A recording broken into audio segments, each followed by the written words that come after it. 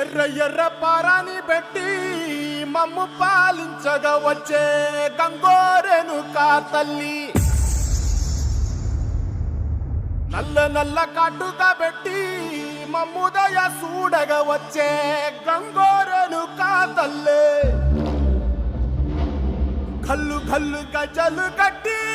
మమ్ము నడిపించగా వచ్చే గంగోరెను కా తల్లి